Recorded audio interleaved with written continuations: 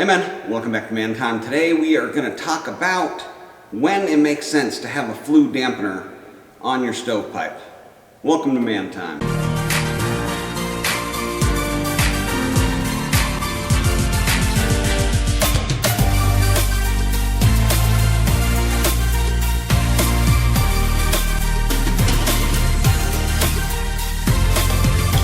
Alright, so here's the deal. I was watching a video, Empire Workshop. I subscribe to the Novice Lumberjack. I watch quite a few of his videos.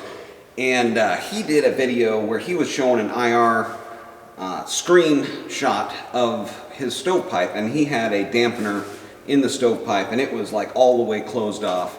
And what was showing on that screen was pretty poor resolution, and I'm not one to just take somebody at their word. I like to do an experiment and test myself.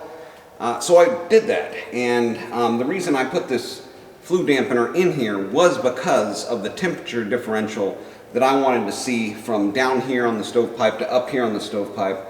And the reason for that is it goes through a piece of plywood, right? The plywood is 10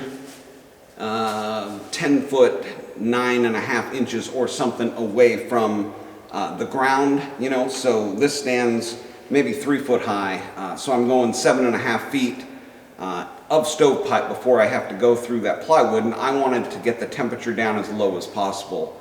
I did two things for that. I put the flue dampener in, and then I switched from a single wall pipe to a double wall pipe. They've got a really nice telescoping double wall pipe, Duravent or something that you buy from Home Depot.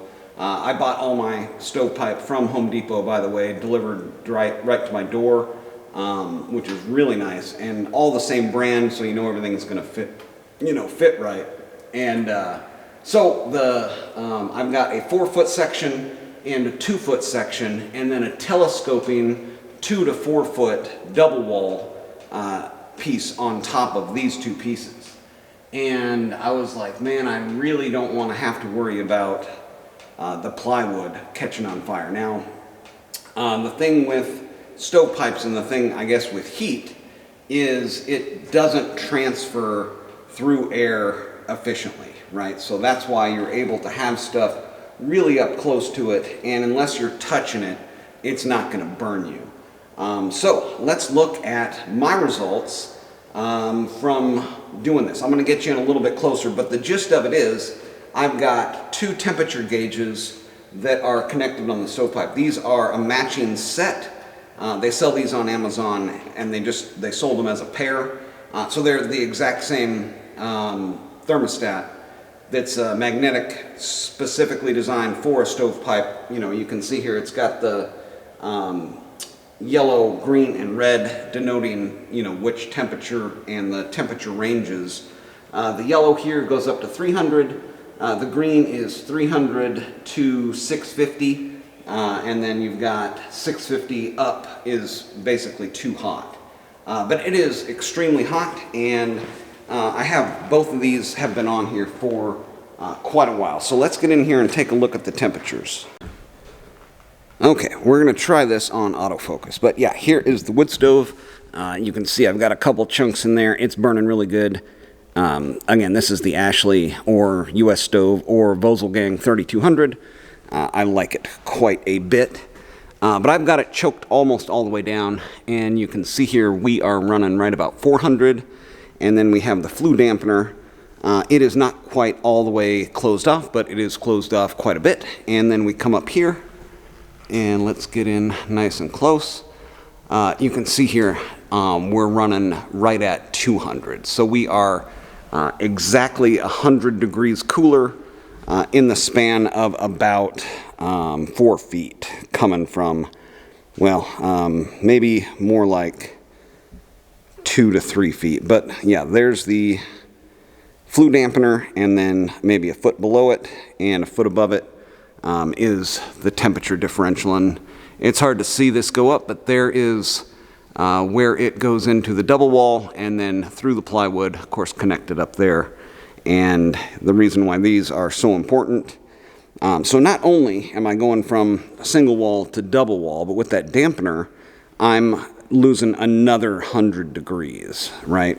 And the temperature drop on the double wall pipe, I don't have any specifics on it, but I am assuming is going to be about the same 100 degrees because it's got an insulation in between the single wall and then the outer wall. And then, of course, with the dampener, we're losing another 100 degrees. So I'm assuming up here at the plywood, we're going to be somewhere around, even at its hottest, below 200 degrees. And the temperature that wood typically is going to just ignite on its own without anything but a heat source is going to be around 500 degrees. So haven't had any issues. Been checking on the plywood. It's close to the wood there, probably closer than it should be. I was in a rush to get this project done for some guests. So, all right, man. Well, there you have it. The reason why I'm using a dampener in this stovepipe is that temperature differential and the difference in temperature. It's very easy to even tell, like with your hand. Like I'm able to get, just an inch, half an inch away. It is not hot, that close to it. Down here, it's hot. Like you can feel the temperature gradient change drastically from below to above. So, don't believe everything you hear or see on the internet. Do it yourself. Do a test like this. Use some common sense. Yeah. That's why I think this was a really good thing to put on this stove and probably any stove, especially if you've got something where you're coming up 90 degree and then going out. I mean, even though, they make specialty type of stuff where you've got a big air gap around the pipe and this and that, if you want to be doubly sure that you're not going to have some sort of fire on the insulation or where it exits the building or goes through drywall next to insulation, even through an approved, pipe protector system with insulation around it, it's nice to have the addition of some extra insurance with that temperature drop after the dampener. And the dampener doesn't affect the running of the stove in any way. I don't even adjust it. I just leave it like almost all the way closed, maybe a 30-degree angle open. There's plenty of room in there for exhaust gases to get around it, regardless of even if it's all the way closed, right? So the purpose in that is just for the temperature differential. The stove draft's amazing, straight up and out, even with that almost all the way closed. When I open the door, let it sit for a second, you can see the air rush in, the fire kind of picks up, and then I swing the door open and there's no smoke or no anything. Matter of fact, I can just do that right now, and with it almost all the way closed there, stove door is open, just cracked a little bit, and now swung completely open. There's a little smoke coming right off of this corner here with this log as it's trying to reignite. But that's just because the log is so close to the door.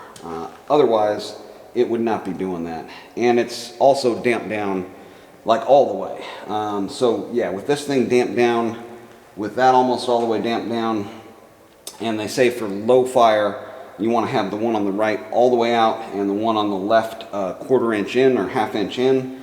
That's what it's set at right now, and so it's got as little kind of draft. Whew, I am sweating. It is hot. It is hot. It is probably 30, 40 degrees outside, and inside it is toasty warm, especially standing next to this stovepipe. So I'm going to get a little bit further away. But that's going to do it for today. Man time, you like this type of stuff, make sure to thumbs up, subscribe, or whatever you do, get out there, have some man time too. Whew. Smoking.